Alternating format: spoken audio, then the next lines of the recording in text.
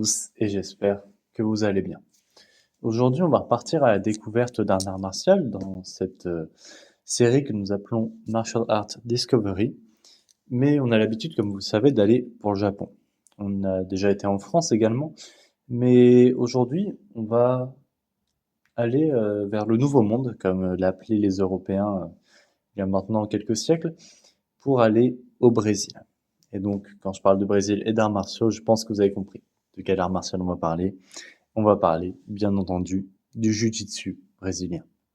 Donc, montez dans l'avion, attachez vos ceintures, et on est parti pour parler de l'histoire du Jiu-Jitsu brésilien. Bien que nous soyons partis en Amérique, notre histoire va commencer avec Jigoro Kano. Jigoro Kano, dont vous retrouverez une vidéo sur ce maître en description. Il envoya donc en 1904 en Amérique Mitsuo Maeda, qui était l'un de ses plus talentueux élèves, qui était alors 4e dan, et alors âgé de 26 ans. Nous ferons d'ailleurs une vidéo sur lui dans quelques temps. Il saisit alors sa chance et part en Amérique. Mais il faut avouer que cela commence plutôt mal, car il a très peu de succès en tant que professeur de judo aux États-Unis. À cause de ça, il accepta quelque chose qui était une violation du code d'honneur du judo, qui était un combat contre un lutteur, combat qu'il remporta.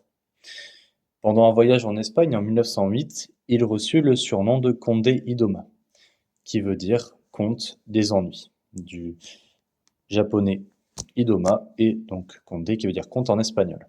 Mais malgré cela, il remporta de nombreux combats. En 1917, il repart pour le Brésil, et plus précisément pour Belém, où il enseigna le judo à différents citoyens, de même qu'à des institutions. Il fut aidé par Gastão Gracie, et décida donc d'initier le fils de Gastão Gracie, Carlos Gracie, au judo ainsi qu'au jiu-jitsu. Il apprendra vite et en partageant son savoir avec ses frères, il construit son école en 1925 à Belém, la Gracie Jiu-Jitsu Academy. C'est la naissance du jiu-jitsu brésilien. Les frères gagneront en popularité et ils défieront différents styles de combat. Mais c'est Hélio Gracie, le plus jeune, qui se fit remarquer car il mesurait seulement 1m60 pour 65 kg. Il se concentra sur la création d'un système pouvant favoriser les petits gabarits. Il se fit remarquer en battant un boxeur en seulement 30 secondes grâce à un étranglement. Et il continua sa carrière contre différents arts martiaux, dont notamment le judo, discipline contre laquelle il gagna plusieurs combats. Il continua de gagner sur le judo jusqu'à sa rencontre avec Masaki Kimura, où il perdra après un combat acharné qui rapprocha les deux combattants. C'est ensuite dans les années 90 que le sport se démocratisa et gagna le monde, grâce notamment aux premiers UFC. Vous pouvez d'ailleurs retrouver les premiers UFC sur YouTube. En tant que pratiquant d'arts martiaux, j'avoue que c'est très intéressant à regarder, voir différents combattants qui ne connaissent pas leurs différents styles se battre entre eux. Donc je vous conseille d'aller voir. Et donc, grâce aux premiers UFC, il gagna le monde et également la performance de Royce Gracie. Et donc, au fur et à mesure, ce sport continua de se développer et on trouva des clubs à peu près dans tous les pays du monde, à l'exception de certains, sûrement comme la Corée du Nord. Mais voilà, on en trouve à peu près partout.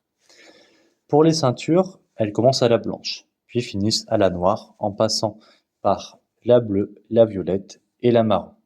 Ce parcours prend généralement environ 10 ans, et sur chacune des ceintures, on retrouve des petites barrettes pour montrer l'avancée aux différents niveaux.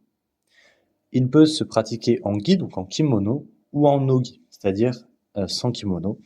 Ces différents styles de combat qui se font dans différents cadres, notamment des compétitions. Il existe des compétitions nationales et internationales, et en France, on compte environ 35 000 licenciés, qui sont répartis dans différents clubs tout autour de France. Voilà, on en a fini cette découverte du JJB. J'espère que cette vidéo vous a intéressé. Si vous avez l'occasion de découvrir ce sport, si vous avez un club pas loin de chez vous, je vous invite à y aller et à découvrir. Peut-être que vous trouverez l'art martial qui vous plaira. Il faut savoir également que la plupart des combats de rue finissent au sol, donc ça peut être une bonne idée de connaître ça. C'est également une bonne partie des arts martiaux modernes, on va dire, comme le MMA ou le Yosekan Budo, qui ont une grande partie de sol. Voilà, si cette vidéo vous a plu, maintenant je vous invite à vous abonner, à liker, à commenter. Et également, vous retrouverez ces vidéos en podcast grâce au lien qui se trouve dans la description. Et sur ce, moi je vous dis à la prochaine, portez-vous bien et n'oubliez pas, l'apprentissage ne s'arrête jamais.